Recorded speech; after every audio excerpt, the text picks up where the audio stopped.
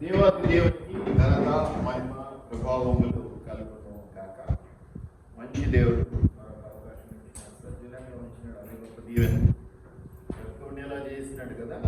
అనేక మందికి లేనటువంటి మహా గొప్ప భాగ్యం మనకి ఇచ్చినాడు. పోయిన వారం ఆ 10 రోజుల్లో తమిళనాడులో ఇద్దరు పెద్ద డైరెక్టర్స్, ఓకే వాళ్ళ వయసు పెద్దదే కావచ్చు కానీ ఇద్దరు గురు శిష్యులు చనిపోయినారు. భారతీ రాజా, భాగ్యరాజ్, చాలా ఫేమస్ డైరెక్టర్స్ అక్కడ వాళ్ళ తమిళనాడు. సో ఎంతో మంది మరణించినారు. మనకేమో దేవుడు జీవంతోనే ఉంది, అవకాశాన్ని ఇచ్చినాడు. సో ఈ విధంగా ప్రభుత్వం సంఘంలో కూర్చోబెట్టుకున్నాడు. దేవునికి వందనాలు. మరి ఇది చివరి ఆదివారం కదా ఈ నెలలో. చూస్తూ ఉండగానే 6 నెలలు గడిచిపోయాయి. కొత్త సంవత్సరం నిన్న మొన్న న్యూ ఇయర్ జరుగుతున్నట్టు ఉంది. ఏదేమైనప్పటికీ కూడా దేవుడికి మహిమ కలుగును గాక. గొప్ప దేవుడు, ప్రేమించే దేవుడు. ఇది మాత్రం సత్యం, సత్యం, సత్యం, మంచిది. మరి ఈరోజు మనం టాపిక్ వెళ్దాం. మరి సమయం పోలేక సద్వినియోగం చేసుకున్నాం. మరి మనకు తెలిసినటువంటి అంశాలే మళ్ళీ ఒకసారి జ్ఞాపకం చేసుకున్నాం. సో మనకు అహరోన్ సాయం చేస్తారు ఈరోజు. అహరోన్ నీకు తెలిసిన మంచి చెట్టు పేరు చెప్పరా? మంచి చెట్టు, వేద చెట్టు చెప్పరా?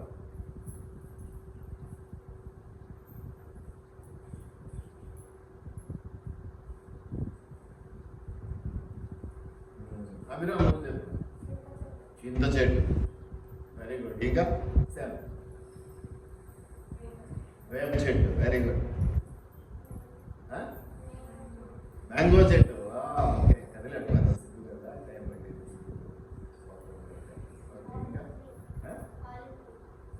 ఆలివ్ ట్రీ, కొంచెం హై స్టాండర్డ్స్లో వెళ్ళిపోతాం వెంటనే. వెరీ నైస్, మంచిది. ఇంకా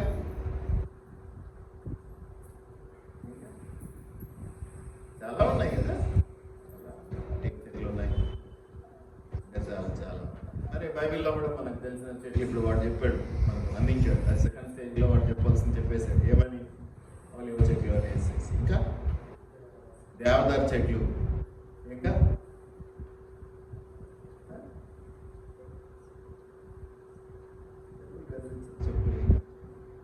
ఏమైతే తప్పైతే కోపడతాం.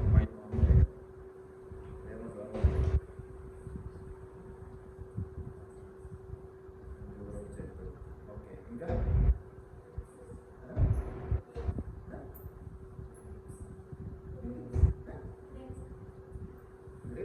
తీగలు కదరా, ద్రాక్ష వైల్ తీగ.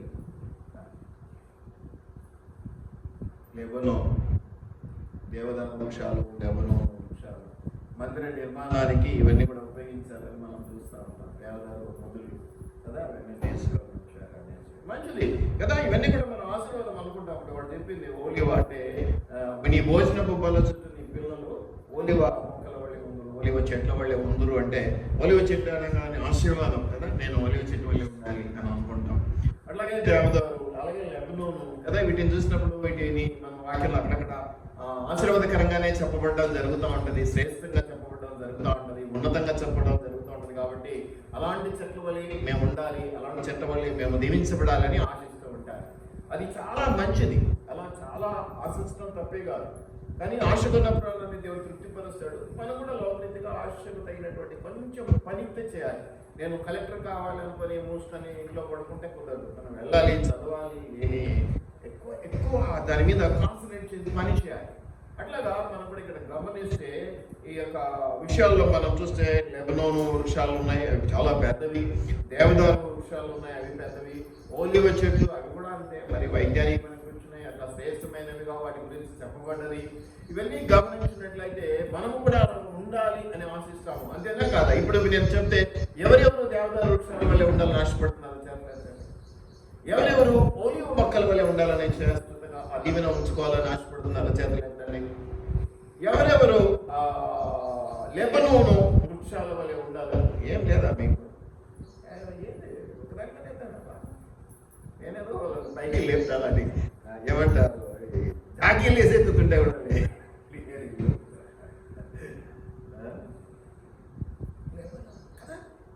ఇంత ఇదిగా శ్రేష్టం కదా.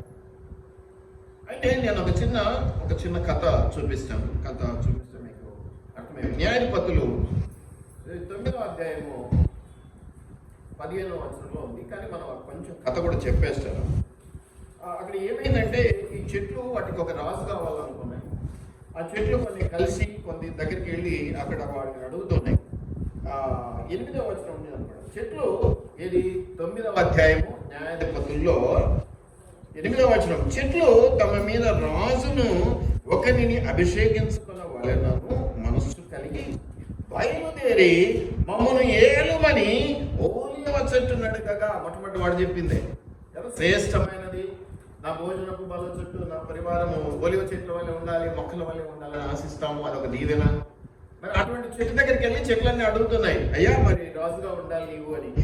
ఒలివ చెట్టును అడగగా ఒలివ చెట్టు అపోస్తుల కార్యాలలో కూడా మనం ఒకరోజు చెప్పుకున్నాం. వాళ్ళకి ఏదో ప్రాబ్లం వస్తే మేము అపోస్తులము ప్రార్థన దేవుని వాక్యం బోధించడం మా పని, ఇవి వచ్చి మిగతా పని చేయడానికి ఎల్డర్స్ని పెట్టుకోండి అని సంఘ పెద్దల టాపిక్లో చెప్పాం. మనం ఫిలిప్పును గురించి స్టెఫెను గురించి వీళ్ళ గురించి మాట్లాడేటప్పుడు చెప్పాం ఇది మా పని కాదు. అట్లా ఒలివ చెట్టు ఒక మాట అంటున్నది. ఏమని అంటుందంటే, దేవుని మానవులను దేని వల్ల నరులు సన్మానించుదురు, నా తైలము నీయక మాని. ఒలివ తైలం అంటారు కదా, మొత్తం అక్కడ నుంచే ఈ ఆయిల్ అన్ని వచ్చేసినాయి. కానీ మనం అంతా ఒలివ పెట్టలేం కాబట్టి కొన్ని నూనెలు పట్టుకొని తిరుగుతున్నాం. సరే, అదంతా పక్కన పెట్టేసేయండి, అదొక బిజినెస్ అయిపోయింది కదా, మనం మాట్లాడే అర్హత లేదు మనకి. అయితే ఇక్కడ ఆ చెట్టు అంటున్నది ఏంటంటే, దేవునిని మానవులను దేని వలన నరులు సన్మానించుదురో నా తైలముని యొక్క మాని చెట్టు మీద రాజునయ్యుండి. చూడండి, రాజు అనేటువంటి చాలా పెద్ద పోస్ట్, దాన్ని కూడా ఒక దేవుని పని చేయడానికి వస్తే అదే గొప్ప అనుకొని ఇది నా పొద్దు అనుకున్నటువంటి ఒక చెట్టు మనం ఇక్కడ చూస్తున్నాం. మనుషులు మనం ఏంటంటే దేవుని దగ్గర కూడా పెద్దలు కావాలనుకునేటువంటి పరిస్థితి. అయితే ఇక్కడ ఈ యొక్క ఒలివ చెట్టు ఏమంటుందంటే, నేను నా తైలం ఇవ్వాలి, అది దేవునికి మహిమ కాదు, అది మానేసి ఈ రాజు నా పుత్రుడు ఏమంటుంది, రాజునయ్యుండి ఇటు అటు ఊటకు నేను వచ్చేదిగా. ఇటు అటు అంటే మనుషులు మనకు తెలుసు కదా, కొంచెం అటు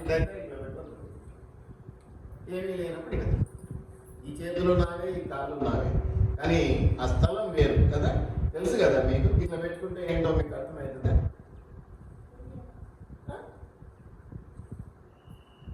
ఇట్లా పెట్టుకుంటే ఇట్లా పెట్టుకుంటే ఇట్లా పెట్టుకుంటే బిల్డప్, వెనక పెట్టుకున్నదే బిల్డప్. ఇది ఆత్మవిశ్వాసం, సెల్ఫ్ గెచ్చింగ్, సెల్ఫ్ ఇది ఉంటుంది అన్నమాట. అంటే తన మీద తన ఒక నమ్మకం ఉంటుంది. చేయగలిగించేటప్పుడు కూడా అవతల మనిషి మనం గమనించాలి, మెత్తగా ఇస్తున్నాడా, గట్టిగా వేసుకుంటున్నాడా, పట్టుకొని పోతున్నాడా, ప్రతిదానికి ఒక విశ్లేషణ ఉంటుంది. ఇవి గమనించుకోవాలి. ఇదంతా కూడా జ్ఞానం గెచ్చేస్తుంది దాంట్లో. సరే, మీరు కూర్చునే పద్ధతి, మీరు చూసే పద్ధతిని బట్టి మనకు తెలుస్తుంది. సరే, అవి వదిలేసేస్తే సరే, ఇది ఇక్కడ ఎవరు చెప్తున్నారు? ఒలివ చెట్టు చెప్తారు, మంచిది, ఇందులో అనుమానం అని వాటితో నేను. అప్పుడు చెట్లు నీవు వచ్చి మమ్మల్ని ఏలుమని అంజూరపు చెట్టు నడుగుగా. ఇది కూడా అంజూరపు చెట్టు కూడా శ్రేష్టమైంది, వైద్యానికి వాడేవాడు కదా. ఏమంటుంది అంజూరపు చెట్లు? చెట్ల మీద రాసునయ్యండి, ఇటు అటు ఒకటకు నా మాధుర్యమును నా మంచి ఫలములను నేను ఇయ్యక మానుదునా. నేను నా పని వేరు, అది మానేసి ఇది రాజునై అటు ఇటు తిరగటం అది ఇక్కడ అడుగుతున్నారు. బట్ చూడండి, చాలా మంది ఈ రోజుల్లో పదవుల కోసం ఏం చేస్తున్నారో, పెద్దల కోసం ఏం చేస్తున్నారో చూస్తున్నాం. దేవుడు ఎంత మంచి సాదృశ్యంగా ఈ కథను ఇక్కడ రాయించాడో చూడండి. పరిశుద్ధాత్మ. సో అంజూరపు చెట్టు అయిపోయింది, ఒలివ చెట్టు అయిపోయింది, తర్వాత ఇంకోటి ఉంది. ఇంకేమంటాడమ్మా? అటు తర్వాత చెట్లు నీ వచ్చి మమ్మల్ని ఏలుమని, అదిగో వాడు చెప్పినట్టు ద్రాక్షావళిని అడుగగా, ద్రాక్షావళి దేవుని మానవులను సంతోషపెట్టున్న ద్రాక్షారసమును నేను ఇయ్యక మాని చెట్ల మీద రాసునయ్యండి, ఇటు అటు ఊటకు నేను వచ్చేదనా అని వాటితో. ఇంకా చాలా ఉన్నాయి, లెబనోను, ఇవన్నీ కూడా మనం ఇక్కడ చూస్తా ఉన్నాం.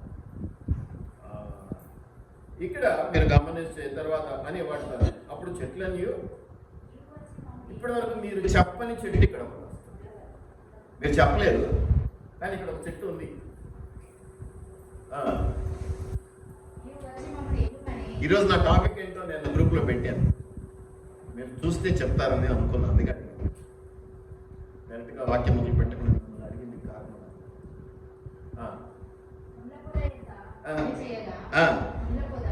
ఇప్పుడు చూడండి, ఆ పెద్ద పెద్ద చెట్లకి పోతే అవి ఏమన్నాయి, దేవుని పనులు ఉన్నాయి మాకు, ఈ పని మాకు కదా అని చెప్పేసి. ఈ ముళ్ళ చెట్టు తగుదునమ్మా అని వెళ్ళి అడిగితే ఆ చెట్టు ఏమంటుందో ఒక్కసారి చూడండి.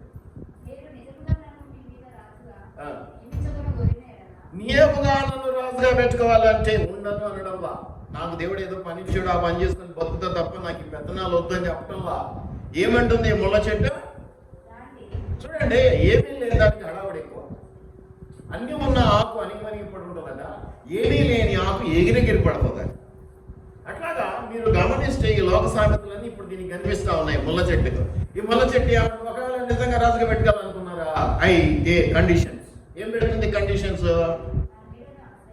నా నీడన ఏ ముళ్ళ చెట్లకు ఎంత లెవెల్ కొడుతుంది. నా నీడ వచ్చి కూర్చో అంటారు, నన్ను వదిలి పోకూడదు అంటారు, నేను చెప్పిన మాట వినాలి అంటారు. ఇట్లా చేస్తారు కొంతమంది. ఏమి ఉండదు, పెత్తనాలు కావాలి వాళ్ళకి. పెత్తనం ఇచ్చామంటే పేరుకు పెత్తనం ఇచ్చినట్టే, తల్లంతా కొరిగిపోతుంది. ఈ ముళ్ళ చెట్టు అరే ఏంటి అంత పెద్ద పెద్ద వాటిల్లో వద్దంటే నేను ఎట్లా ఒప్పుకుంటా? నా పరిస్థితి ఏంటి? నా బతికే అన్ని వదిలే, ఏం జోగా ఏంటి నా మీద ఎగతాయిలా సెటర్లు వేస్తుంటారా? పోటీ అనాలి కదా. ఎట్లంటుందో చూడండి, ఇది మన స్వభావం, మానవ స్వభావం. ముళ్ళ చెట్టు స్వభావం కాదు ఇది మానవ స్వభావం, మన స్వభావం. ఇస్తే చాలా ఆశపడతాం, తెలివి తక్కువగా పోయి ఏలు పెడతాం, చేతులు కాల్చుకుని బయటకు వస్తాం. ఆ పని చేతలేక దానికి కూడా చేస్తాం, మనం తిట్లు వింటాం, చేస్తాం. అయితే ఇక్కడ జరుగుతుందంటే నా నీడకు రండి ఏమంటుందమ్మా? ఇంకా ఏందమ్మా? ఎంత ఏమో పక్కనికి లేదా పోకు, ఇది ముళ్ళ చెట్టును అగ్ని ఉందంట దాన్ని కదా. కొంతమంది విశ్వాసం ఏముండదు, భయం ఉండదు దేవుని పట్ల. కొంతమందికి భక్తి ఏముండదు, వాళ్ళ బిల్డప్ అన్న చెప్పాడు. బిల్డప్లు ఎట్లున్నాయంటే వాళ్ళకంటే భక్తి పనులు ఇంకొకరు లేరన్నట్టు బిల్డప్ ఇస్తారు. ఇల్లంతా ముళ్ళ చెట్టు. అయితే దేవుడు నాకు ఎవరు ఇచ్చాడో, దేవుడికి ఏం చేశాడో ఒకసారి మనం చూద్దాం. కానీ ఇక్కడైతే ముగించేద్దాం ఈ ప్యాసేజ్. ఏమని ఉందమ్మా? బయలుదేరి అమ్మా లెబానోను దేవదారులను పోల్చుకుంటే ముళ్ళ చెట్టు పరిస్థితి ఏంటి? ఇలా కదా, ఏం నారాజం అంతేనా? ఈ స్టాండర్డ్ మాటలు చూడు ఎట్లుండో. నాలో నుండి అగ్ని బయలుదేరి ఏమిటి కాల్ చేస్తుందంట మాట్లాడడానికి కూడా ఒక పద్ధతి కదా. బిల్డప్ కూడా ఒక పద్ధతి ఉండాలి. ముళ్ళ చెట్టు పరిస్థితి ఏంటి? ఎవరు దగ్గరికి రానియరు, భయపడతారు, బాధపడతారు, అసహించుకుంటారు, వేదన పడతారు, ఉద్దుమంటారు కదా. హ్యాపీగా గులాబీ తోట పెట్టుకునేట్టు ముళ్ళ చెట్టు తోట ఎవరన్నా పెట్టుకోక చూసినారా అమ్మా? ఒక ఏదైనా ముళ్ళ తోట ఉన్నా ఇది చేస్తారు, కాలు చేస్తారు, ముద్దుతో తవ్వి బయటపడేస్తారు కదా. ఇటువంటి ముళ్ళ చెట్టును అడిగితే ఏదో చెప్పాల్సింది చెప్తే బాగుండు. ఏమంటుంది? మనం కింద కూర్చొని నాకు బాధ అవుతుంది, లేకపోతే మొదలు జరిగిస్తాను. అయితే బిల్డప్ల మీద బిల్డప్లు ఇస్తాను. నాలో నుండి అగ్ని బయలుదేరి దేవదారు లెబానోను వంశాలను కాదు. గర్వముతో నింపబడినటువంటి ముళ్ళ చెట్టు, మూర్ఖతతో నింపబడినటువంటి ముళ్ళ చెట్టు.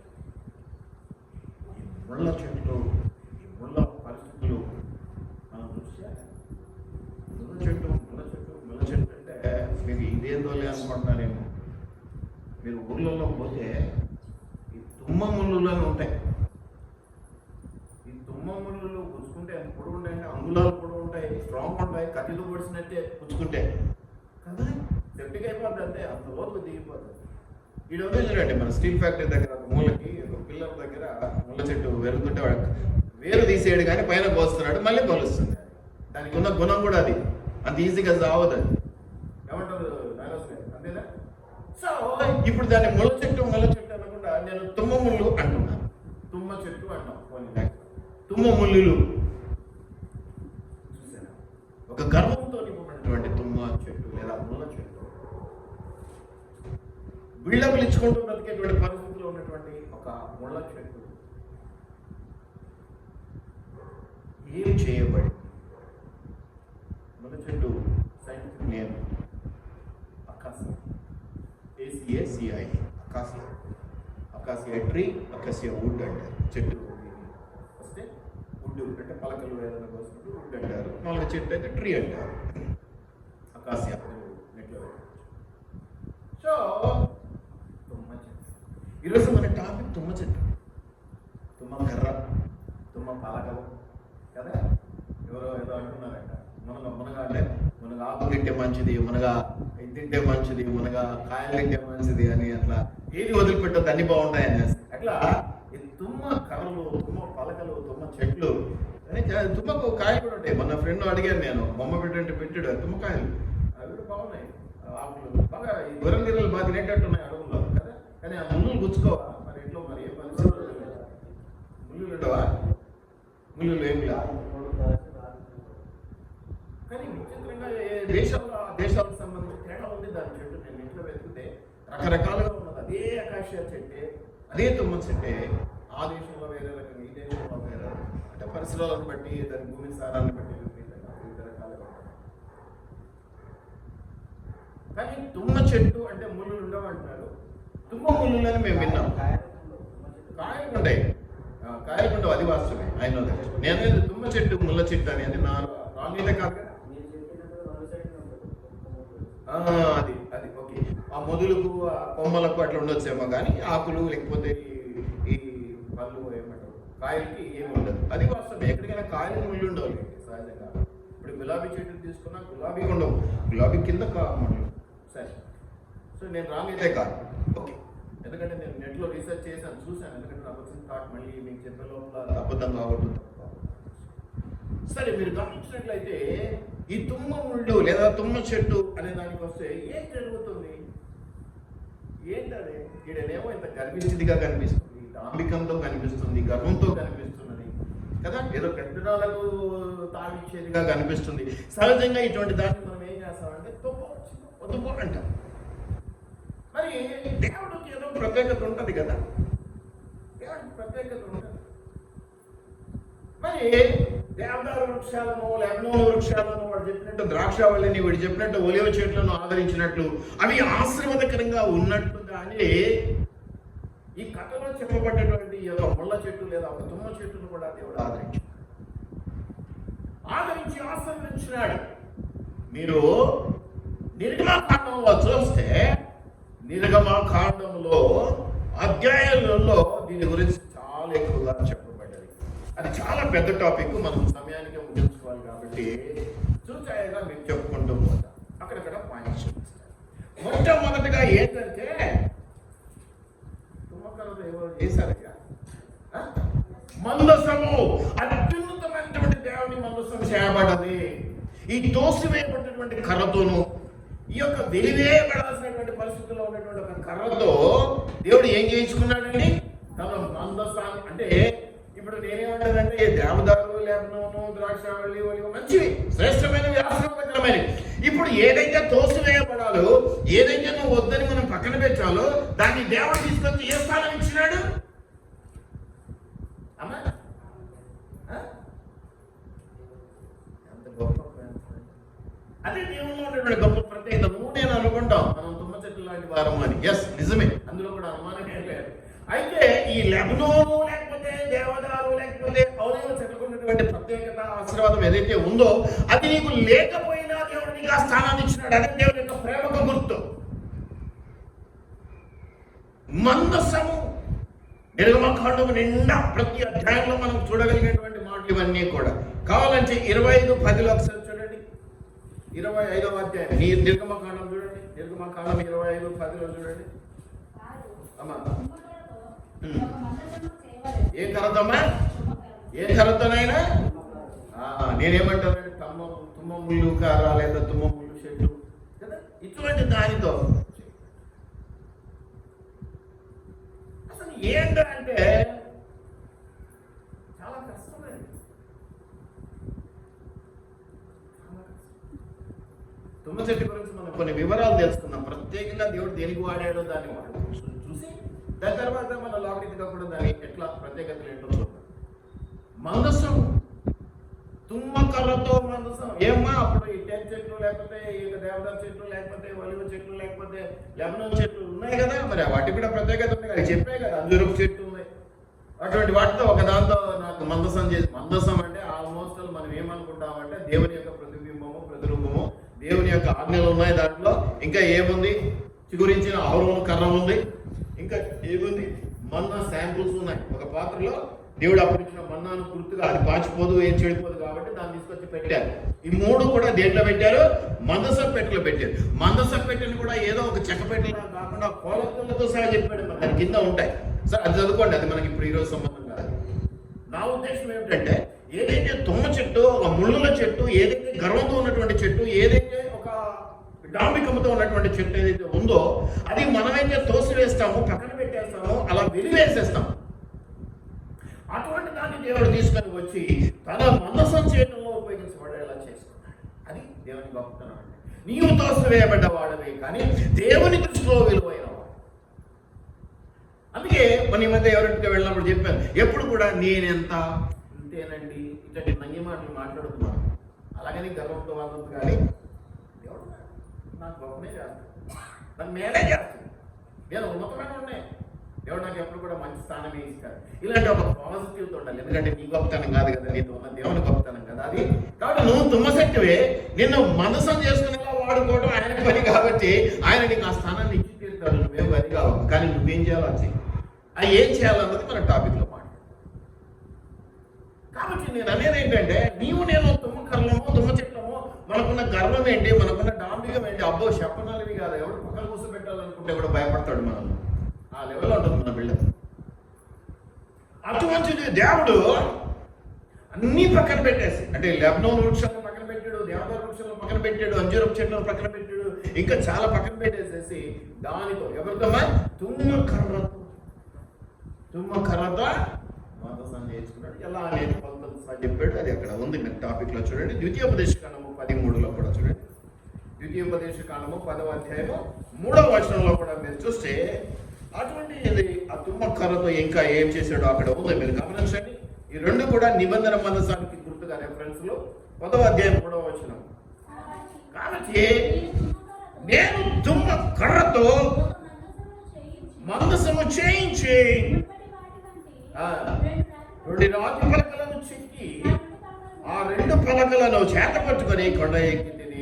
ఇక్కడ చూడండి ఎంత గొప్ప మాట మాట్లాడుతున్నారు. అబ్బో మందసం, కర్రతో చేయబడ్డ మందసం. ఎన్ని రకాల కర్రలు లేవండి లోకంలో, ఉన్నతమైనవి కదన్నా కదా. కొంతమంది డబ్బున్న వాళ్ళు చచ్చిపోయినప్పుడు కాల్చాలంటే గంధం చెక్కలను వాడతారంట.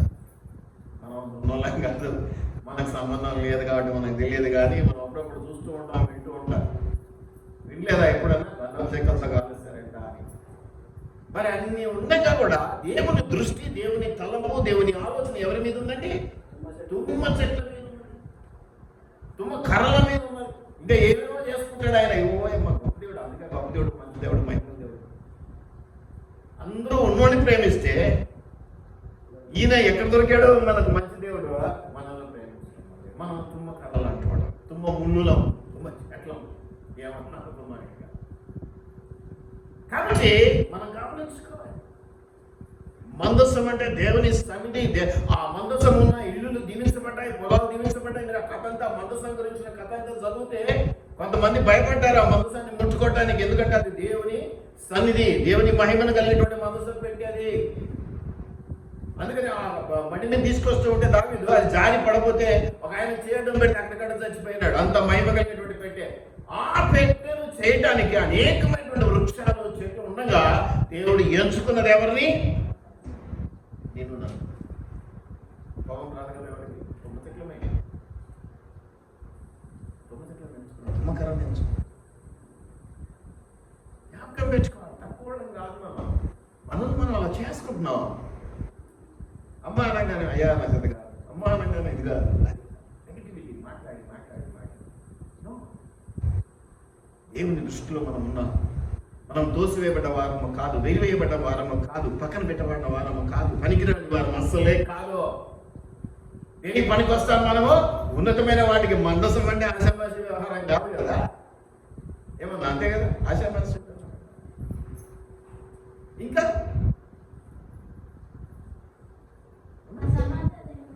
అది వదిలేసి ఇంకా దేనికి వాడుకున్నాడు? ఇంకా దేనికి? కింద కూర్చుంటాడు.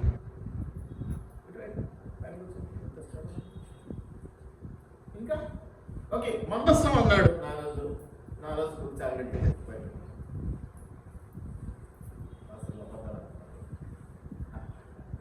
ఇద్దామా? ఇంకా ఇప్పుడు ఇంకా దేనికన్నా వాడుకున్నాడమ్మా?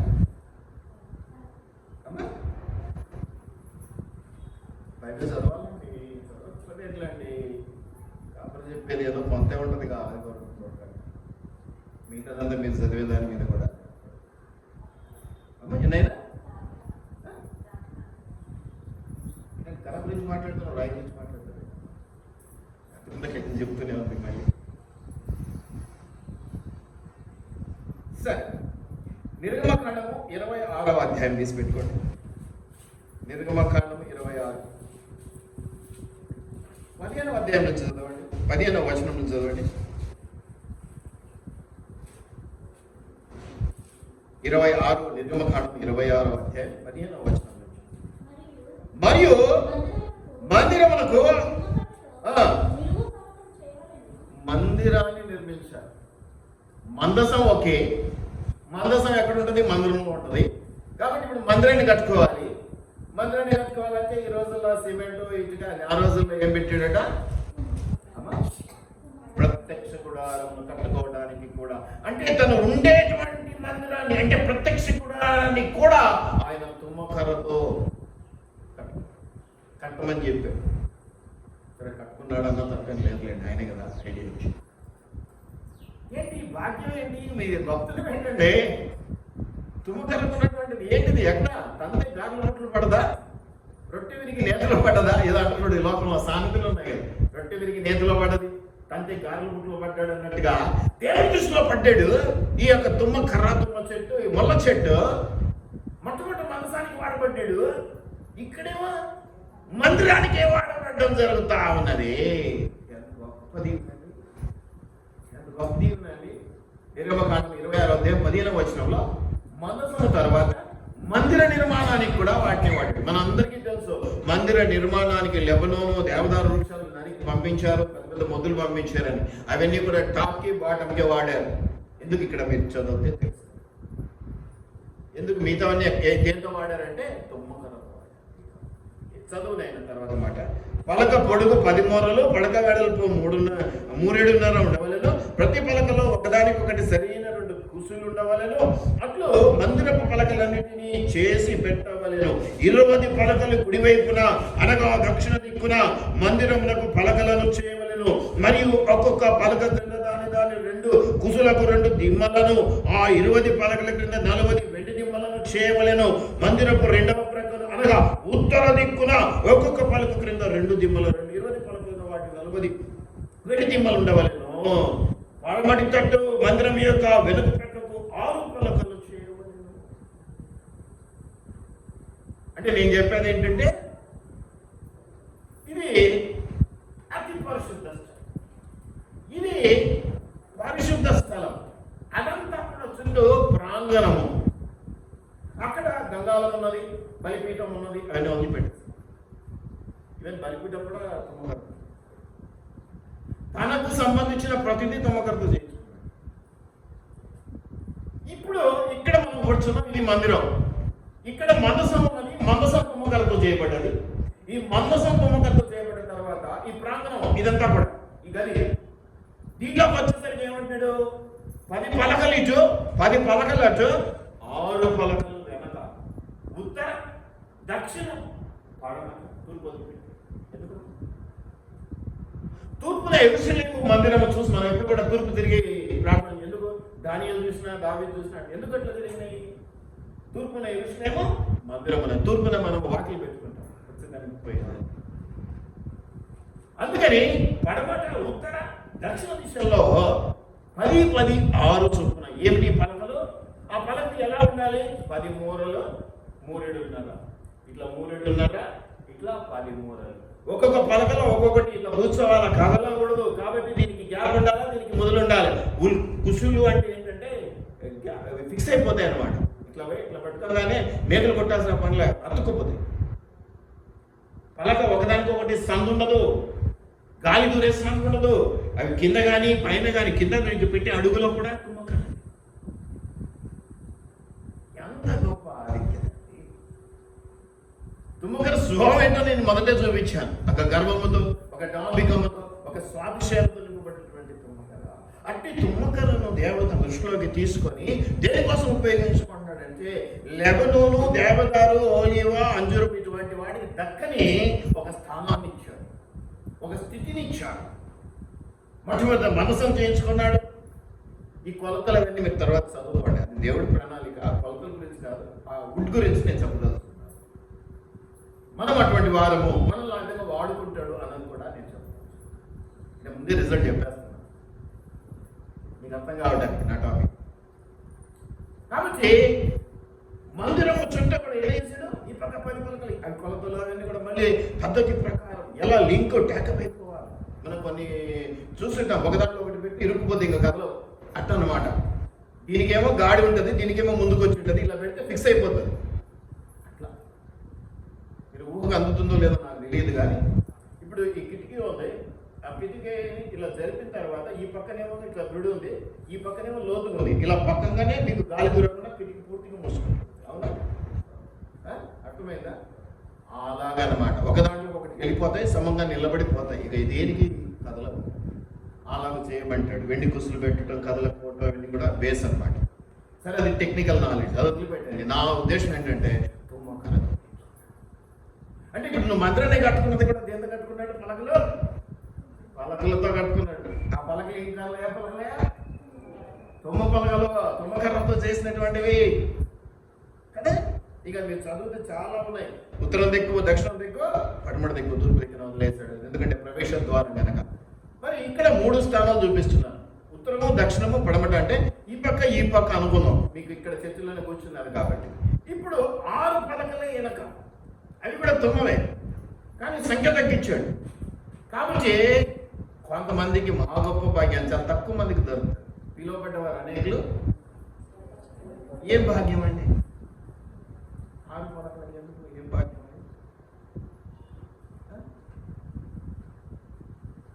ఏం భాగ్యం దొరుకుతుంది? అతి పరిశుద్ధ స్థలానికి దగ్గరండి. ఆ పక్క ఉండేవి, ఈ పక్క ఉండేవి అడ్డుగోడలు అయిపోయా. ఇది పరిశుద్ధ స్థలము. ఇక్కడికి వచ్చి కూర్చున్న 6 పలకలు అంటే భాగ్యమా కాదా? అర్థమవుతుందన్న పాయింట్ మీకు అర్థమవుతుందా? దాంట్లో కూడా, ఆ తుమ్మకరలో కూడా ఈ పక్క ఆ పక్కన కూడా గొప్పవే, నేను తక్కువ అంటున్నా. కానీ ఈ 6 వాటి మీద ఇంకొంచెం గొప్పవి అంటాను నేను. ఎందుకంటానంటే అతి పరిశుద్ధ స్థలంలో వచ్చి కూర్చున్నాయి 6 పలకలు. కాబట్టి మీరు ఎంతమంది ఉన్న దాంట్లో ఇంకొంచెం మందికి దేవుని యొక్క ప్రత్యేకత ఉంటుంది. దాంట్లో మీరు ఫీల్ అవ్వాల్సింది, కుళ్ళుకోవాల్సింది అది ఏం ఉండదు. అందరం తుమ్మకరలమే. కాకపోతే నీకు కొంచెం ఏదో ఆధిక్యతడు, ఇక్కడ కూర్చోబెట్టుకున్నాడు. ఇంకొంచెం ఆధిక్యతడు, అక్కడ కూర్చోబెట్టుకున్నాడు, ఇక్కడ కూర్చోది. ఏంటి దోసైనైతే దోసైలేదు దేవుడు. కింద ఫ్లోరింగ్కి, పైన టాప్కి బహుశా దేవదారు అవి వాడుకున్నారే. ఇవి చాలా మనం గమనించాలి. ఆ ప్యాసేజ్ అంతా మీరు చదివితే దాదాపు 30 వరకు కూడా మీరు చదవచ్చు. ఆ తుమ్మకర్రతో అడ్డకర్రలు చేయించాడు. పలక చాలా, అసలు దానికి సంబంధించినవన్నీ కూడా పలకలు 8, వాటి వెండి దిమ్మలు, వాటిలో కూడా అడ్డకర్రలు అని అన్నీ మీరు ఇక్కడ ఏదైతే మందిరానికి అవసరమైందో అన్నీ కూడా దాంతో చేయించుకుంటారు. కాబట్టి నీవు నేను తుమ్మకర్రలమే అయినప్పటికీ ప్రభు దృష్టిలో ఉన్నటువంటి వాడు, వడ్డించేటోడు మనవాడైతే మనం ఎక్కడ కొడుతున్నా ఏదో అంటారు కదా సామెత, ఏమంటారు మా సేదమ్మ, వడ్డించేటోడు మనోడైతే ఎక్కడ కూర్చున్నా మనకు పడాల్సింది, మనకి వేస్తారు. అట్లాగా నీకున్న స్వభావం చెడ్డదైనా, నీకున్నటువంటి పరిస్థితులు చెడ్డమైనా, నీకున్న గుణం చెడ్డదైనా, దేవుని దృష్టిలో ఉన్నటువంటి నీవు ఆదరించబడ్డావు, ఆశీర్వదించబడ్డావు. నీవు దేవుని హృదయంలో ఒక మంచి స్థానంలోనికి వచ్చావు. అవే తుమ్మకర్రలు, ఇటు 10 అటు 10 అన్నాడు, ఇక్కడేమో 6 తగ్గించాడు. కానీ ఆ స్థానం ఏమిటి? నాకైతే చాలా మంచిగా అనిపించింది. 6 అన్నాడే కానీ అతి పరిశుద్ధ స్థలంలోనికి తీసుకొచ్చి పెట్టించాడు. చాలా తక్కువ మందికి దొరుకుతుంది అతి పరిశుద్ధమైన పనులు చేయడానికి, వాళ్ళు ఇవ్వటానికి, ఊడవటానికి దొరకడానికి. ఇవన్నీ కూడా అతి పరిశుద్ధమైన పనులు. మందిర ఆవరణంలో ఏది చేసినా అది దీవనకరమైన పరిశుద్ధమైన పని. అది నీకు ఇష్టం ఉన్నా లేకున్నా, అది దేవుడు చేయమంటే తలంచుకొని చేయాలి. Yes boss. ఎప్పుడైతే వాటికి విధేయత చూపిస్తావో, ఒక తుమ్మ ముళ్ళు తుమ్మ కర్రను, ఆ పలకను ఎక్కడ తీసుకొని పెట్టాడు దేవుడు? తన సన్నిధిలో ఉంచుకున్నాడు, తన మందసం పెట్టెగా ఉంచుకున్నాడు. ఇంకేమైనా మనసు పెట్టి తుమ్మకర్ర, ప్రత్యక్ష గుడారం అంటే మందిర ఆవరణం తుమ్మకర్ర, ఇంకేమైనా ఉన్నాయా తుమ్మకర్ర? అమ్మా, పవిత్రమైన ఉపకరణాలు, వస్తువులన్నీ కూడా తుమ్మకర్ర. వాటిలో మీరు ఇంకా కావాలంటే 37వ వచనం కూడా చదువుకోండి నిర్గమకాండంలో. అదంతా కూడా ప్రత్యక్ష గుడారం గురించి. పవిత్రమైన ఉపకరణాలు ఏంటంటే పవిత్రమైన వస్తువులు. వాటిని మొయ్యటానికి ఈ కర్రలు మనం పల్లకిని మొయ్యాలంటే పల్లకి ఈ పక్క ఆ పక్క పెద్ద కర్ర పడ్డది, భుజాన్ని పెట్టుకుని మోస్తారు. అటువంటి ఉపకరణములు సైతం తుమ్మకర్ర.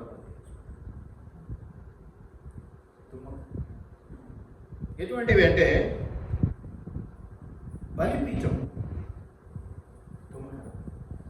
ధూప వేదిక, ధూపం వేసే వేదిక.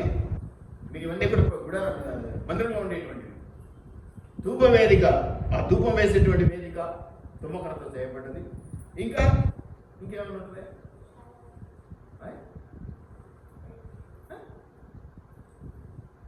ఏంటో చెప్పు, గట్టిగా చెప్పు.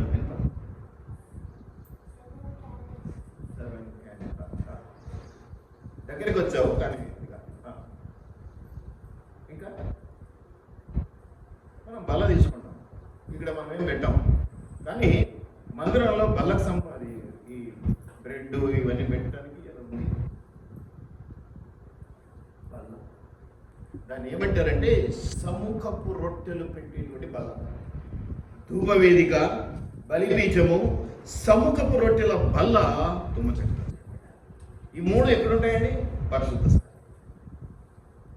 అతి పరిశుద్ధ స్థలంలో మందసం ఉంటుంది. పరిశుద్ధ స్థలంలో ఇవన్నీ ఆ పక్క ఒకటి, ఈ పక్క ఒకటి, ఇక్కడ ఒకటి ఉంటాయి. మీరు అవి డిజైన్ మీరు నెట్లో చూస్తే తెలుసు. ఈ మూడు కూడా ధూపవేదిక,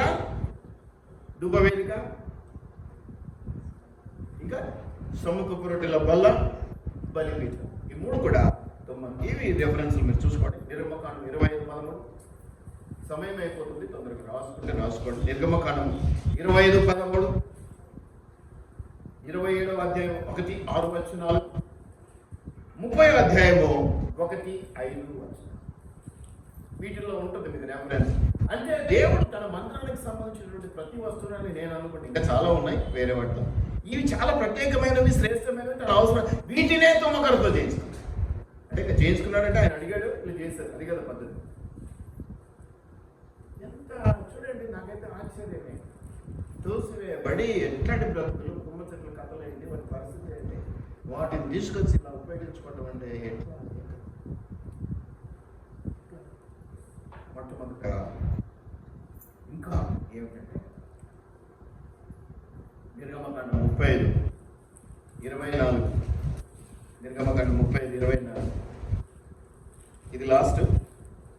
దాని తర్వాత మనం మాట్లాడుకోవాల్సిన మాటలు తుమ్మకర్రతో చేయించుకున్నాం. 35:24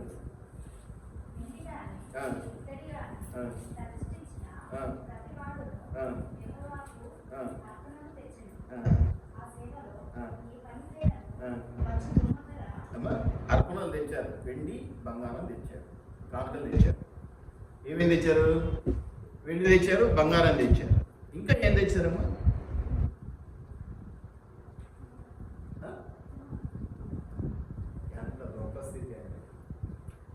తుమ్మ కర్రను సమర్పించుకునేటువంటి ఒక సమర్పణ, స్వచ్ఛంద అర్పణగా స్వీకరించాడు దేవుడు. ఒక వెండి ఒక బంగారం ఎలాగ తీసుకుంటాడో అలాగే ప్రజల దగ్గర నుంచి స్వచ్ఛంద అర్పణగా, కానుకగా ఏం తీసుకున్నాడు? ఏ పనికైనా పనికి వచ్చే తుమ్మకర్ర వేసుకున్నాడు.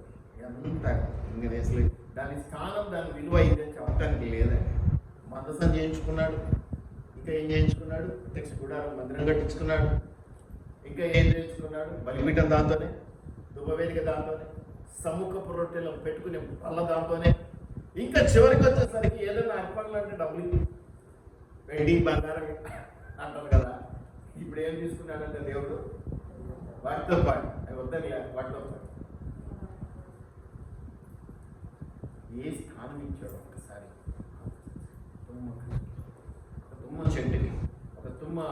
దేనికైనా దానికి గర్వం ఏంటో కథలో చూపించే స్టార్టింగ్, అందుకే అదే చెప్పాను. అదొక గర్విస్తుంది, తోసివేయబడ్డది, గర్వంతో ఉన్నటువంటి ఆభిమంతో అసూయలో ఉన్నటువంటి పరిస్థితి. దాని బిల్డప్ ఇంత కాదు, అత్యంత ఎక్కువ. దయచేసి వీటినన్నింటినీ జ్ఞాపకం చేసుకోండి. స్వచ్ఛంద అర్పణ అనే దానికి నిర్గమకాండం 30:24, అంతేకాదు అదే అధ్యాయం 7వ వచనము, 36వ అధ్యాయం 20వ వచనము, 31వ వచనము, 36వ వచనము, 38వ అధ్యాయం 1వ వచనము, 6వ వచనము, 41వ అధ్యాయము 19వ వచనము, 37వ అధ్యాయము 1వ వచనము, 10వ వచనము, 15వ వచనము, ఇలా చాలా చోట్ల మీకు రెఫరెన్స్లు ఉన్నాయి. నిర్గమకాండంలోనే తుమ్మకరం గురించినటువంటి విషయాలు మీరు ఇంటి వాళ్ళు చదువుకోండి. సో ఇక్కడ రాయిపోయిందంట. సో ఇటువంటి దాన్ని తీసుకొచ్చి ఇలాగా దేవుడు ప్రత్యేకంగా ఒక 4-5 అవి వస్తువులన్నా ఎంతో ప్రధానమైనటువంటివి, దేవుడి దృష్టిలో విలువైనటువంటివి, అటువంటి వాటిని చేయడానికి తుమ్మకరను ఉపయోగిస్తున్నాడు దేవుడు. ఏంటి తుమ్మకరం ప్రత్యేకత? ఇప్పుడు ఆధ్యాత్మికంగా పక్కన పెట్టేసి లోకపరంగా ఎవరైనా మీరు చెప్పండి, అసలు ఏంటి తుమ్మకర ప్రత్యేకత? అయ్యా చాలు పట్టదు. మొట్టమొదటి పాయింట్, చాలా స్ట్రాంగ్ పాయింట్. చాలు పట్టదు అన్న, చాలా గట్టిగా ఉంటుంది, చాలా హార్డ్. కార్పెంటర్ ఏం చేస్తాడంటే పచ్చుకున్నప్పుడే కట్ చేసి తోపడ పడతాడు. ఎందుకంటే ఎండినాక తోపడ పట్టడం ఆయన వల్ల కాదు, ఎవరి వల్ల కాదు. ఈవెల్ల రంపు మిషన్లు వచ్చినాక ఏమన్నా కొంచెం కట్ చేస్తున్నారేమో, కానీ పాత రోజుల్లో అయితే వల్ల కాదు సార్. తుమ్మకర వంగదు, తర్వాత పచ్చుకున్నప్పుడు వంగిపోద్ది, అప్పుడే తోపుద్ది. అందుకని కింద పండబెట్టి దాని మీద బరువులు పెడతారు, వంకరపోకుండా, తొందరగా వంకరపోద్ది. అందుకని ఏం చేస్తారు, మీరు చదివితే మళ్ళీ ఒకసారి నిర్గమకాండము 26వ అధ్యాయంలో మీరు గమనిస్తే ఈ వంకర పోకుండా ఏమో చేయమంటాడు. ఒకసారి మీరు గమనించండి. 26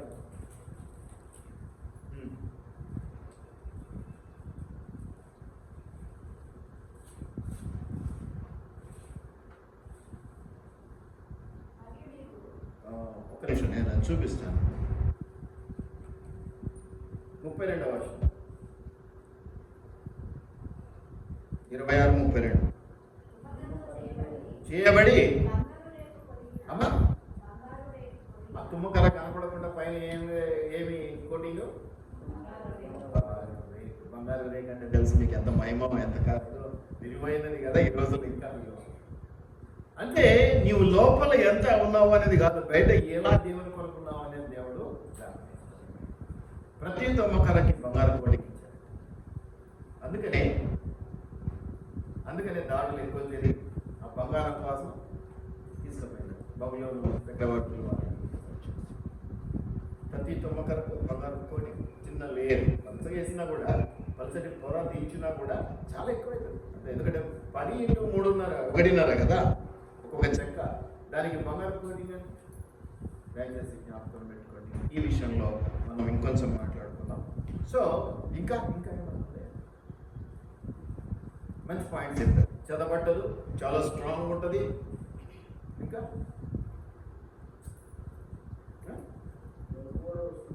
అయ్యా ఎంత నోట్గా చేస్తే అంత నీట్గా వస్తుంది. ఓకే ఇంకా ఓకే ఇంకా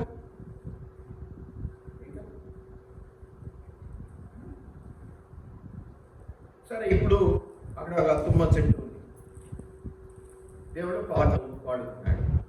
తుమ్మ చెట్టు ఇలా తీసుకొచ్చేసరికి ఇలా మ్యాజిక్ అయిపోయి పలకగా మారింది.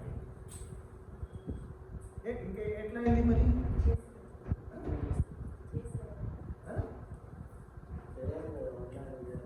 అంటే స్టార్టింగ్ నుంచి పాయింట్స్ చెప్పు.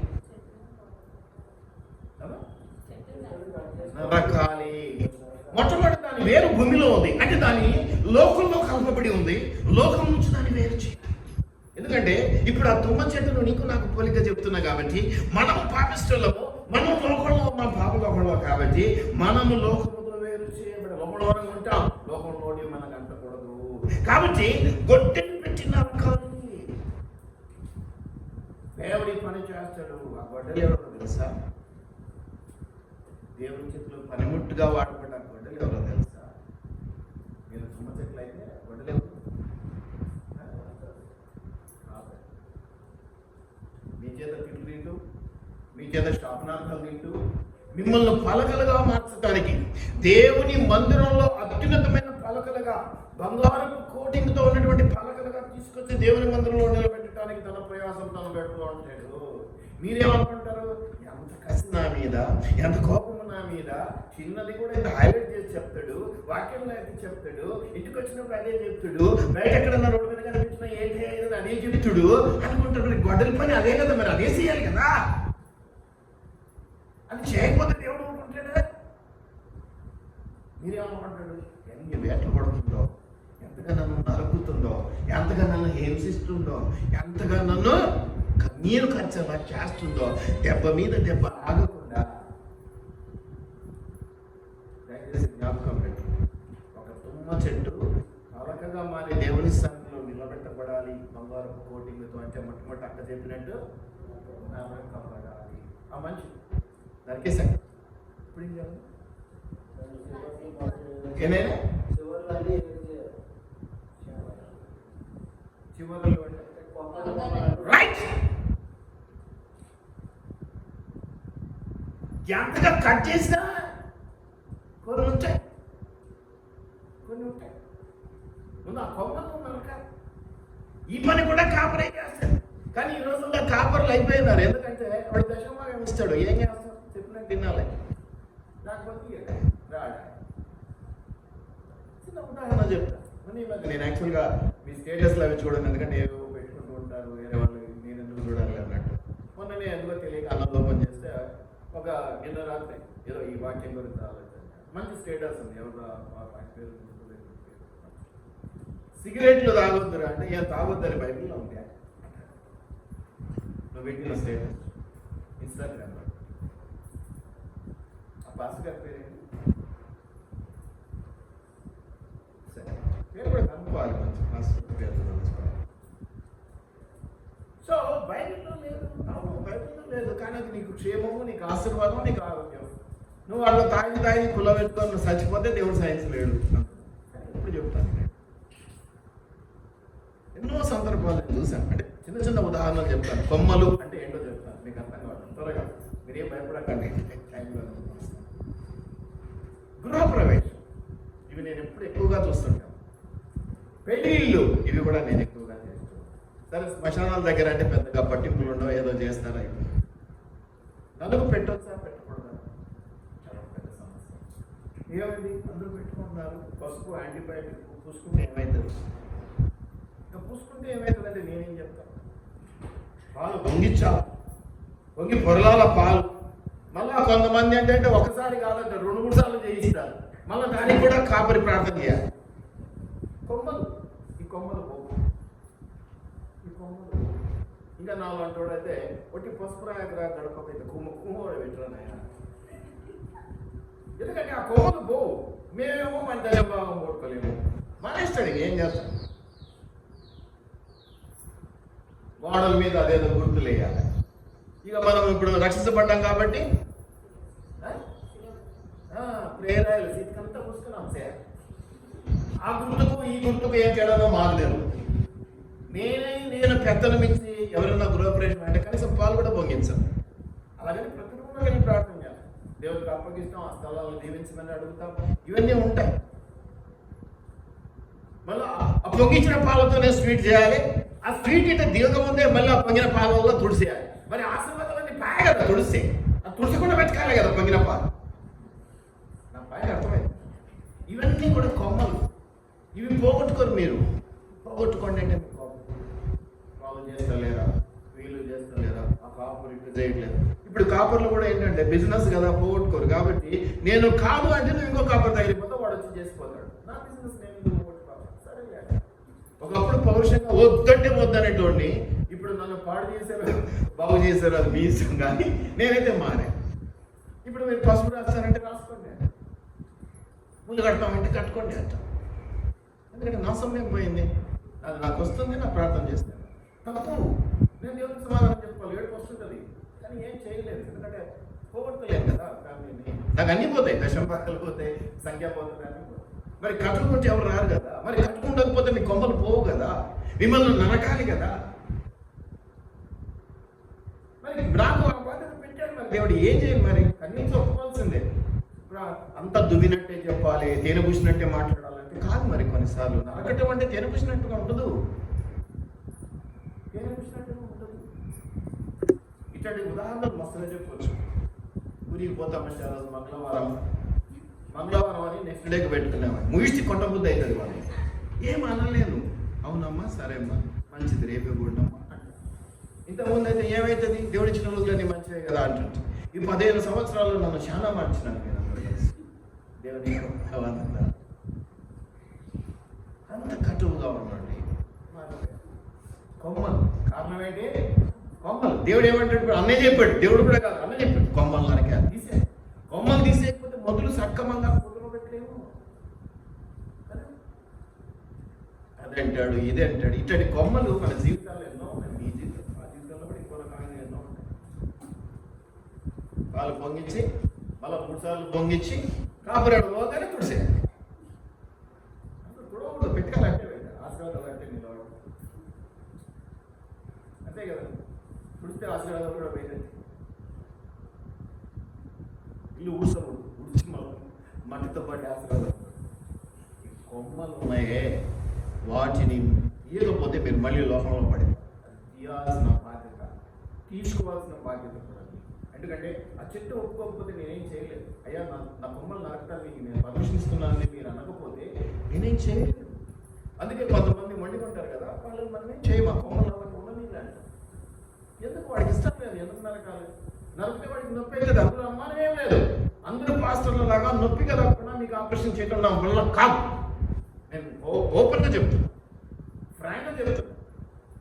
మీకు అనస్థీసియా ఇచ్చి చేయడానికి మా దగ్గర పెద్ద నర్సులు ఎవరు లేదు, మామూలు నర్సులు కాదు. అనస్థీసియా ఇవ్వడానికి స్పెషల్ డాక్టర్లు కావాలి. దయచేసి మీరు నన్ను తిట్టుకున్నా ఇంకేమన్నా అనుకున్నా ఇది సార్, ఇదే నేను చేస్తున్నాను. ఇక్కడ నేను మంచిగా చెడ్డా అనేది నాకు అవసరం లేదు, దేవునికి కూడా అవసరం లేదు. దేవుడు ఏం చెప్పాడో చేయడం నేను సిద్ధపడి ఉన్నాను, అదే చూస్తాడు. ఇక నన్ను క్షమించుకుంటూ దగ్గర తీసుకుని నా పని చేయించుకుని పోతూనే ఉంటాడు. తుమ్మ చెట్టునే దగ్గర తీసుకున్నాడు. మరి నేను లొంగి నీ పని నేను చేస్తా అంటే నా తప్పులు క్షమించి నన్ను ఆదరించి నాతో పని చేయించుకోవాలి. మీరెవరు వ్యతిరేకిస్తారు? కదా కొమ్మలు బాగానే ఉంది అన్నామని మంచి పాయింట్ చెప్తున్నాం అన్న. కొమ్మలు కూడా తీసేసిన ఒప్పుకునేది చెట్టు, ఆ చెట్టు మంచిది మనం మీలాగా. ఇంకా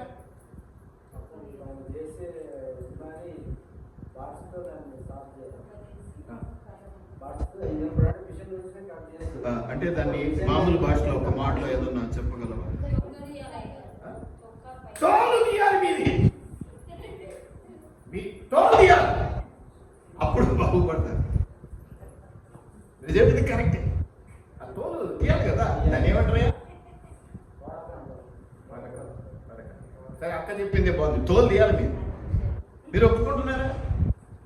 ఎప్పుడు నా గురించి చెప్తాడు, ఎప్పుడు నా గురించి మాట్లాడతాడు. చర్చికి రావాలంటే బోరు కొడుతుంది, ఆయన కనిపిస్తే కూడా బోరు కొడుతుంది అని మీ తోలు తీయకుండా ఎట్లా మిమ్మల్ని నేను పలకలు చేసి దేవుని మందిరంలో కూర్చోబెట్టేది. దాంట్లో మళ్ళీ మీరు కొంతమందిని తీసుకొచ్చి పరిశుద్ధ స్థలంలో కూర్చోబెట్టాలి. చిన్న బాధ్యత అనుకుంటున్నారా? అది చిన్న పని అప్పగించాడు దేవుడు నాకు అనుకుంటున్నారా? నేను మంచోడు కాబట్టి అందులో అప్పగించాడు అని అనుకుంటున్నారా?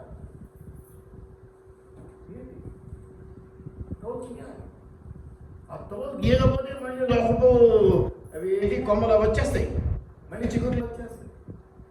తోలు గీయాలి. బెరడు అంటామన్నా, బెరడు కూడా అంటారు కదా, పై తోలు. దానికంటే ఇది బాగుందమ్మా, నచ్చింది నా తోలు తీయాలి. మీరే కదా నాకు కూడా అప్పుడప్పుడు దేవుడు తీస్తాను. నేను కూడా మీలాగా వచ్చాను, కొంచెం ముందు వచ్చిన పెద్దోడిని కాబట్టి. Very good. ఒప్పుకునేవాళ్ళు ఎంతమంది? మూతి ముడుచుకునేవాళ్ళు ఎంతమంది? రేపటి నుంచి సంఘానికి రాము అనేవాళ్ళు ఎంతమంది? మీరు కలుసుకున్నప్పుడు నా గురించి ఆడిపోసుకునేవాళ్ళు ఎంతమంది? మీరు కలుసుకోకూడదు, కలుసుకున్నారంటే కాపీ పెట్టారు. కొమ్మలు నరుకుతాడు. దేవుడు నాకు ఇచ్చిన పని మాత్రం అది. అందరి కాపర్లలాగా నువ్వు నాకేమి ఇస్తావని కాదు, నేను నీకేం చేయాలో అది చేస్తూ అడుగుతా. నేను మళ్ళీ మీ దగ్గర నుంచి తీసుకోవాలని కూడా అనుకోకండి. కానీ నేను చేస్తాను, నా పని పడి జీతం కలవడండి, నా పని నేను చేయాలి. దేవుడు నాకు ఇస్తాడు. ఎవరి ద్వారా ఇస్తాడండి? మళ్ళీ మీ ద్వారానే కదా, మీరే కదా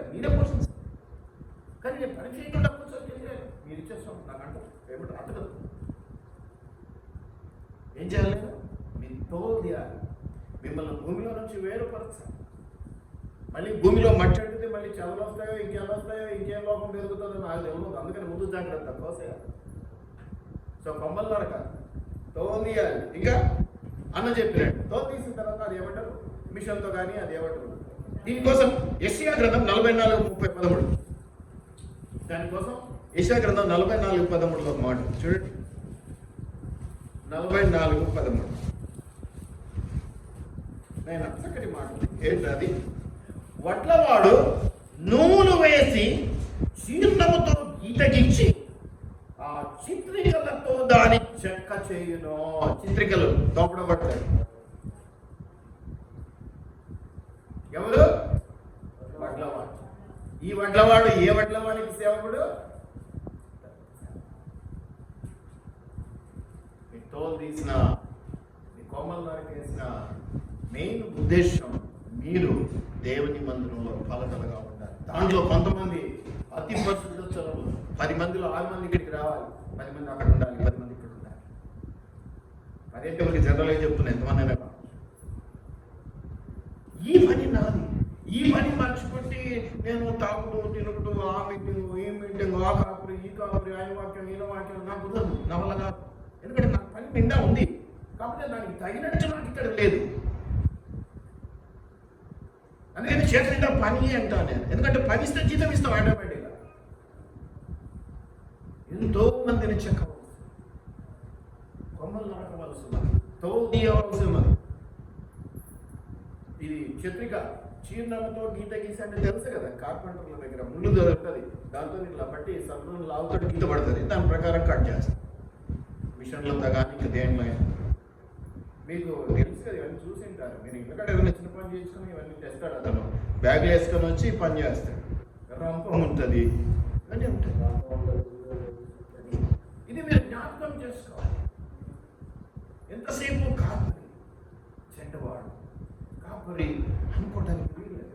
నా బాధ్యత అది. అందరిలాగా నాకు చెప్పి అందరికీ ఇదే బాధ్యత ఇచ్చాడు దేవుడు. అయితే కొంతమంది స్మూత్గా వాళ్ళు టెక్నిక్ వాళ్ళు నాకు లేదు, మరి నేనే కొంతమంది చాలా స్మూత్గా చేస్తాను, నొప్పి లేకుండా కొత్తగా వసేస్తాను.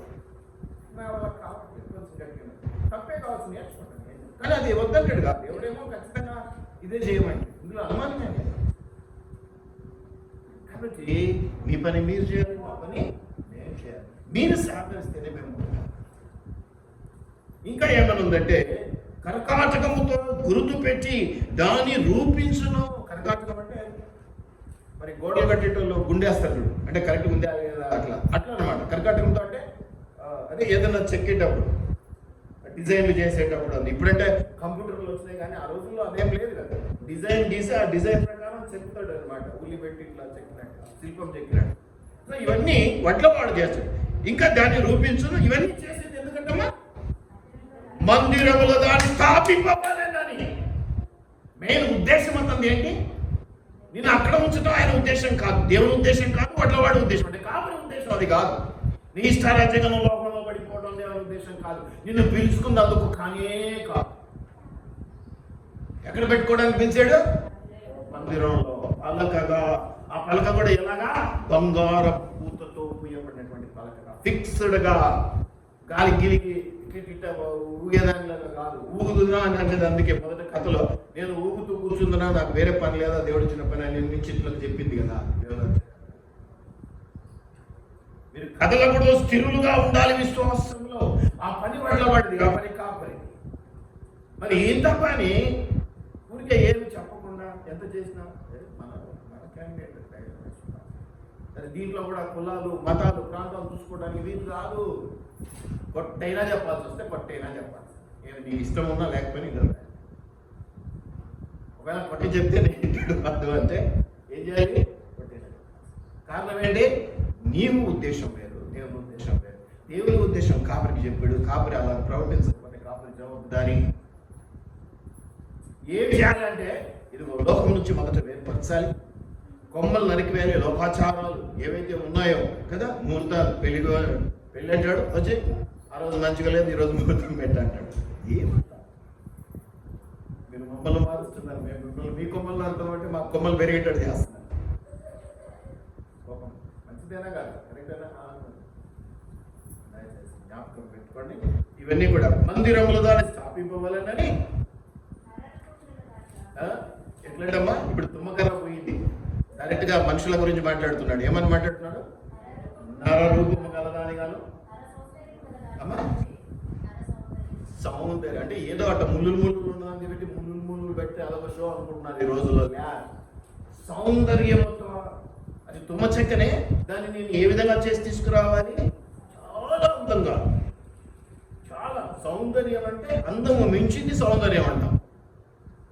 మిమ్మల్ని అలా తయారు చేయాలి. నేను నల్లగా ఉన్నాను, నేను లావు ఉన్నాను, నేను సన్నగా ఉన్నాను, నేను పొట్టిగా ఉన్నాను, నేను అవన్నీ నాకు పట్టవు. నాకు పట్టేది ఏంటి? నేను ఎక్కడ ఏ విధంగా సెట్ చేస్తే నువ్వు మందిరంలో ఉంటావు స్థిరంగా, దేవుని పనికి వాడబడతావు. ఇది నా పని, నేను ఇది చేయాలి, ఇది చేస్తేనే నాకు పువ్వా దేవుడు పెట్టేది. ఇలాగే పెట్టడు. మీకు ఇచ్చినా ఇవ్వకపోయినా నోటి కాదు, పనివాడు జీవితంలో పని చేయాలి. అందుకనే మీ దగ్గర దొరకకపోతే దేవుడు ఇంకో దగ్గర పని అయితే నాకున్న దేవుడు ఇచ్చిన పనిని అయితే జరిగాలి. ఎందుకంటే నాకు జీతం వేయాలి. ఊరికేడు దేవుడు ఇప్పుడు కూడా దేవుడు చాలా జాగ్రత్తగా చూస్తాడు. ఇక్కడ పని దొరకట్లేదా, ఇది చేయించుకోవట్లేదా, పో ఇంకో దగ్గర అక్కడ చేసి రాపో, నీకు ఇచ్చే జీతం నేను ఇస్తా. నారాజు ఏమంటాడు? ఈ ఇంటి పని అయిపోయింది, ఇంకా ఉందన్నా ఈ రోజు కాదు రేపు, అయితే ఖాళీ ఎందుకుంటావరా? అది కూడా నా పని, ఇంకో ఆడ చేసి రాపో అంటవా? ఏదనగానే ఈ రోజు జీతం తీసుకుని ఇంటికి పోయి పడుకోపోరంట. నన్ను అన్నాడు దేవుడు అంట. నన్ను మీరు ఉపయోగించుకోకపోతే అదే సరే.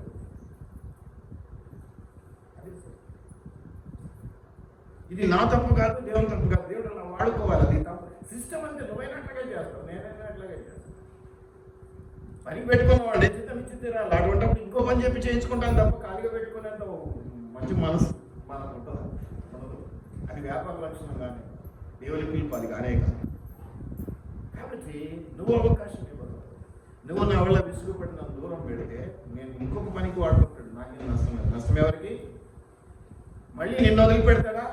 ఏ 5 ఏళ్ళు 10 ఏళ్ళు పోయిన తర్వాత మళ్ళీ చెక్క వచ్చింది వదిలిపెట్టుతావు అప్పుడు అంటాడు తప్ప ఏమీ కాదనడు, ఏమీ వద్దనడు. అదే విసిగిపోయినారు కదా, నరకుడు ఎక్కువైందని పోయినారు అని 10 సంవత్సరాల తర్వాత ఇంకా నరకాకి వచ్చి కూర్చుంటారు అన్నాడు. మళ్ళీ నరకంటాడు, మళ్ళీ మొదలుపెట్టాడు. పని ఆగదిక మిమ్మల్ని ఎలాగైనా చెక్కలుగా చేసి దానికి బంగారపు పూత పూసి తన మందిరంలో నిలబెట్టుకునే వరకు ఆ పని ఆపడాలి.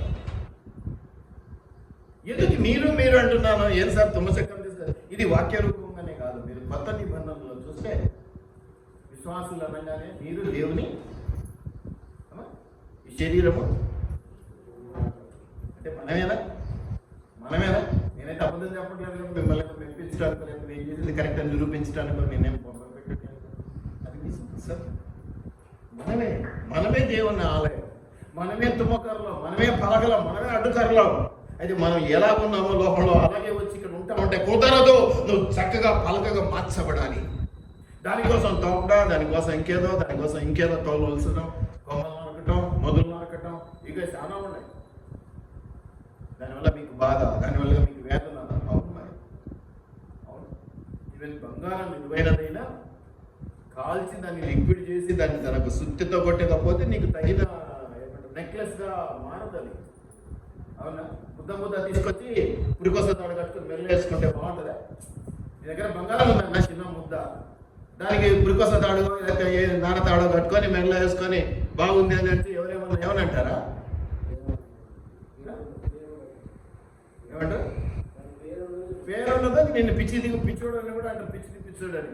దాన్ని ఒక కంసాల దగ్గరికి వెళ్ళి బాగా కాల్చి దానికి నీవు అడిగిన డిజైన్లో, ఆయనకు నచ్చిన డిజైన్లో ఎన్నో చేసిన తర్వాత ఆ డిజైన్ నెక్లెస్ వేసుకుంటే అక్క బాగుంది మైనా పిలిచినాడా అంటే నీ అన్నకి ఇంత సీన్ ఎక్కడ ఉందమ్మా, నేనే కష్టపడి కొనుక్కున్నాను. అంతేనా కాదు? ఏదన్నా మనం పెట్టినామంటారా? కష్టపడి కొనుక్కున్నామంట. తప్పదు. నీవు ఉన్నది ఉన్నట్టుగా వచ్చి కూర్చోడానికి దేవుడు ఒప్పుకోడు. లోకంతో పాటు ఇక్కడ వచ్చి కూర్చోడానికి దేవుడు ఒప్పుకోడు. పలకలుగా మార్చబడాలి. ఆ పలకలు కూడా చక్కటి పలకలు, కొలతలతో కూడినటువంటి పలకలు. ఇష్టారాజ్యంగా కూడా కాదు, ఒకటి ఎక్కువ ఒకటి తక్కువ కాదు. ఇంచు 10 by 1.5 ఇంత మందం అవుతుంది. దానికి మళ్ళీ బంగారపు తొడుగు. అది ఈజీ కాదండి, చాలా కష్టం. ఈ వడ్లవాడి పని కూడా చాలా కష్టం. ఇలా పని చేయడం ఇష్టం లేక కాపులు ఏదో అట్లా ఇట్లా అనుకుని ఏదో 4 రూపాయలు సంపా ఎందుకు వచ్చిన తిప్పలన్నా ఇక దానికి మళ్ళీ వాక్యమే చూపిస్తారు. మనం అంతే, మనం ప్రార్థన చేయాలి, పని చేయటం పరిశుద్ధాత్మని వంతు, దేవుడే పని చేసుకోవాలి, దేవుడు నిన్ను పెట్టుకుని సూపర్వైజర్ కాదు పని చేయటం ఆయన కాదు నాయన నువ్వు చేయటం. చాలా మంది వాక్యంలో చూపిస్తారు. అది వాళ్ళ దేవుడి పని అన్నాం. మనం ప్రార్థన చేసి ఓకే వంట కావాలి అంటే ప్రార్థన చేసి వదిలే, దానంతకది అన్నం ఉడుతుంది, దానంతకది కూరగాయలు. మా సినిమాలో పాత సినిమాలలో విఠలాచార్య దర్శకత్వంలో మాయా మంత్రం జరిగిపోదు కదా. నారాజు వచ్చేసరికి టేబుల్ మీద బిర్యానీ కుండ ఉంటుంది. ప్రార్థన చేసి ప్రార్థనతో విశ్వాసంతో పాటు క్రియలు ముఖ్యము. ప్రార్థనకి విశ్వాసంతోడు కావాలి, ఆ విశ్వాసానికి క్రియలు తోడు కావాలి. పనులు చేయకుండా, పని లేకుండా నువ్వేమి పొందుకోలేవు అన్న. ఇంటికాడ వస్తే బాగా వస్తాయి, లక్షలు వస్తాయి, కింద మీద పడాలి, అవమానింపబడాలి, ఇచ్చుకోవాల్సిన చోట తిట్టించుకోవాలి, కొట్టించుకోవాల్సిన చోట కొట్టించుకోవాలి, అన్నీ జరగాలి. ఇవేమీ లేకుండా నా లెవెల్కి అసలు తుమ్ము పడకూడదు అంటే నువ్వు అట్లాగే ఉంటావు. ఈ తుమ్మ సెట్టికి ఇట్లా నాకు నరకూడొద్దు, నా బొమ్మలు నాకు ఇష్టం, నాకు ఉండాలి, ఇవన్నీ అనుకోని ఉండేది అనుకో అడుగుల్లోనే పడి ఉంటుండే. ఇంకా అసలు దేవ దృష్టి కంటే మరి నేనేమనుకుంటానంటే అన్న, ఎప్పుడు కూడా దేవ దృష్టి మనమైనా మన్నిక చూస్తాం. మన్నిక అంటే ఇప్పుడు చీర కొనడానికి వెళ్తావు, నువ్వు మన్నిక చూస్తావు, పట్టి చూస్తావు. ఎట్లా చూస్తావు? ఇది 6 నెలలకు ఉపయోగపడుతుందా, సంవత్సరానికి ఉపయోగపడుతుంది. ఇప్పుడు పట్టు చీర బీరోలో పెడితే 10 సంవత్సరాలైనా కట్టు. మన్నిక అంటే విలువ అంటామా, ఏమన్నాం? మన్నిక అంటే డ్యూరబిలిటీ అంటాం. అంటే మనం ఎంత కాలం ఇది వస్తుంది, పనికి వస్తుంది. దేవుడు అది ఇవాళ నుండి రేపు పోయేటోని. మన ఒక కుటుంబం దగ్గరికి వెళ్తే సిస్టర్ చెప్తా ఉన్నారు, ఒక కుటుంబం అంతా దేవుడు రక్షణలో ఉంది చాలా కాలం నుంచి, చక్కగా పోయే స్టీఫెన్ బాబు దగ్గరికి వెళ్ళేవాళ్ళట. వాడు మానేసి వాళ్ళ బైబిల్లో కూడా మా దగ్గర ఉండకూడదు, మేము ఎవరికైనా ఇస్తాం తీసుకుపోమని అడుగుతున్నారు. ఎవరో కాదు, సుభద్ర నేను వద్దమ్మ పడేయకుండా మనకి ఇస్తే తీసుకున్నాంలే, మనకి ఇబ్బంది అయింది, పాతవైనా పర్వాలేదు తీసుకున్నాం, మన దగ్గర తీసుకున్నాను అంటే మరి ఇవన్నీ కూడా కావాలి సహిస్తూ భరిస్తూ మిమ్మల్ని ఇచ్చేస్తూ ఎప్పుడు మెచ్చుకుంటూనే చేయడు కదా, మెచ్చుకుంటూనే కొన్నిసార్లు కోటలు కూడా ఉంటాయి. కాబట్టి మొట్టమొదటిది మన్నిక, రెండవది అవైలబిలిటీ. అవైలబిలిటీ అంటే లభ్యత. ఇప్పుడు నేను పిలుస్తున్నాను, నాకు పని ఉందండి, 2 సార్లు పిలిస్తే 3 సార్లు పిలిస్తే తర్వాత ఎప్పుడు పిలిచినా సొంత పని ఉంది అంటారు, ఇంక వదిలేయన్నా ఎందుకు వచ్చింది, ఎప్పుడు పిలిచినా ఇక ఆమె నోట అదే ఆన్సర్, ఇక ఫిక్స్ అయిపోయింది అంట. ఇది దేవుడు మన్నిక ఉండేవాళ్ళని పిలుస్తాడు, అవైలబిలిటీ ఉండేవాళ్ళని పిలుస్తాడు, లభ్యత అంటారు. అంటే ఎప్పుడు పిలిచినా, అర్ధరాత్రి పిలిచినా నేను సిద్ధం పురప, అంతే కదా. ఎవరున్నారు అనగానే నేనున్నాను దేవా అనే వాళ్ళని ఎక్కువగా దేవుడు వాడుకోవడం మనం పరిశుద్ధంగా చూస్తూ ఉంటాం. అదొకటి. లభ్యతతో పాటు ఇంకేమంటారంటే దాని గురించి చూస్తే ప్రతీకాత్మక అంటే మరియు దైవశాస్త్రపరమైనటువంటి అంటే స్పిరిచువల్ తత్వం, అంటే అర్థం చేసుకునేటువంటి ఒక మంచి మనస్సు కలిగినటువంటి మొండిగా నేను ఇట్లే, నువ్వు చెప్తే నేను చేస్తానా అంటే వాడు విధేయత లేదు.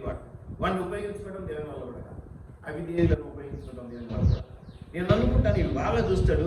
ఆ రోజుల్లో ఇవి ఎక్కువగా దొరికేటివి కూడా, అడవుల్లో తిరిగారు పాపం ఇజ్రాయేలీలు అక్కడెక్కడ ఉన్నారు కాబట్టి ఇవి ఎక్కువగా మన్నిక ఎక్కువగా, లభ్యతగా చెప్పినట్టు చాలా స్టాండర్డ్, హార్డ్, చాలా మంచివి, చల్లబట్టనివి కాబట్టి వాటిని ఎక్కువగా ఉపయోగించుకోవటాన్ని మనం చూస్తూ ఉన్నాం. కాబట్టి ఇవన్నీ కూడా మనం జ్ఞాపకం చేసుకున్నాం. దయచేసి మీరు ఎక్కడ ఉండాలి అని దేవుని యొక్క ఉద్దేశం ఏంటంటే యెషయా 44:13లో చివరి మాట చదువుకొని మనం ముగించేద్దాం.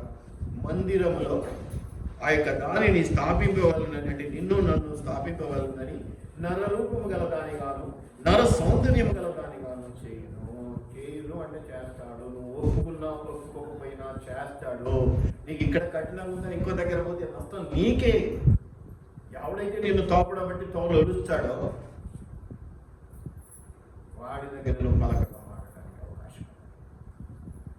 ఎప్పుడైతే పలకగా మారుతావో వాడబడతావు. ఉన్నది ఉన్నట్టు వాడడానికి ఉన్నది ఉన్నట్టు.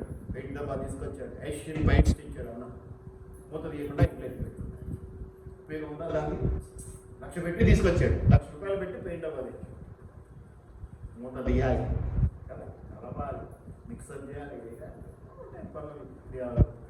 దయచేసి వీటిని జ్ఞాపకం పెట్టుకున్నప్పుడు మేము ఎవరు పెట్టారా, మిమ్మల్ని ఎవరన్నా బాధ పెట్టారు క్షమించండి. నా వరకు నేను నా డ్యూటీ నేను నీ కోసం పిలువబడ్డా, ఆయన కోసం పిలువబడ్డా. నిన్ను అప్పగించిన దేవుడు నువ్వు దొరకపోతే ఇంకొకరిని అప్పగిస్తాడు తప్ప నాకైతే డోక్యుమెంట్. కానీ నా బాధ్యత నేను నెరవేర్చాను. మొదట నా అనుకున్నటువంటి నీకు నేను ఆ రూపాన్ని తెచ్చే ప్రయత్నంలో సక్సెస్ కాకపోతే ఎక్కడికి వెళ్ళగలం, ఎంతమందికి అలా చేయగలం? మొదట మనం సరి మనం పలకలుగా ఉండాలి. వచ్చి పలకలే కాదు, నా దృష్టిలో మీరంతా కూడా బంగారముతో పూతపోయబడ్డ పలకలుగా ఉండాలి. అలా ఉంటే మీరు దీవించబడ్డట్టే, నా పని సక్సెస్ అయినట్టే, నాకు ఇద్దరం లాభం. ఈ ప్రణాళికలో ఎక్కువగా బాధపడేది విశ్వాసం. మనమేమి లేదు కానీ అది ఎప్పుడైతే ఓడ్చుకుంటాడో, ఎప్పుడైతే సహనంతో దాన్ని సహిస్తాడో, ఎప్పుడైతే దేవుని కొరకే కదా ఈ కాపరి నన్ను ఇంతగా ట్రాక్లోకి తీసుకురావాలని ప్రయత్నం చేస్తుందని కాపరిని నమ్ముతాడో, కాపరికి అటువంటి అధికారం ఇస్తాడు ఆ జీవితం మీద. కాపరికి అధికారం ఇవ్వకపోతే కూడా ఏం చేయలేదు. నువ్వేది అని అన్నాడు అనుకో, అయిపోయి మేమేం చేయలేదు. అందుకే మొన్న కూడా చెప్పాను, మీరు ప్రార్థించుకున్నా నన్ను ప్రార్థన చేయమని అడిగితే తప్ప నేను ప్రార్థన చేసినా ఉపయోగం.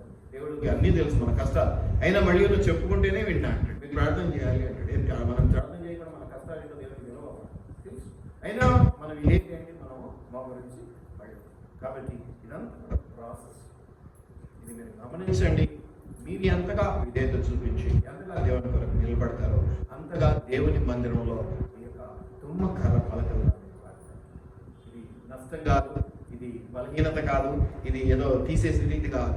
ఇది విలువ, చాలా గొప్ప మహిమకరమైనటువంటి పరిస్థితి. పని అట్టి పనిలో మీరు అందరూ దీవించబడాలని, అట్టి పనిలో నాకు సహకరించాలని, నేను కూడా అట్టి పని ద్వారా దేవుని దీవెనలు పొందుకోవాలని ఆశిస్తూ ముగిస్తూ ఉన్నాను. ప్రార్థన చేసుకుందాం. ప్రభా నీకు వందనాలు, తండ్రి నీకు వందనాలు, నరకృష్ణ నీకు వందనాలు. నేను తుమ్మకర్ర అనేటువంటి అంశం గురించి మేము మాట్లాడుకున్నాం.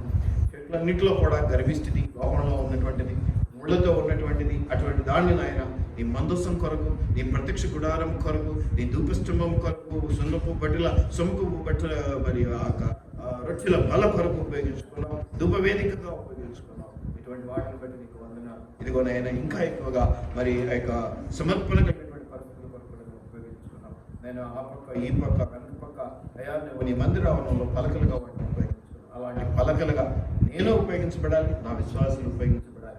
ఈ మందిరము ద్వారా అయ్యా అనేక మంది అట్టి పరిశుద్ధ శక్తిని పొందుకొని అయ్యా మేము పొందాం, అట్టి ట్రైనింగ్ తీసుకున్నాం, అట్టి అనుభవాన్ని అక్కడ పొందుకున్నామని చెప్పగలిగేవారు.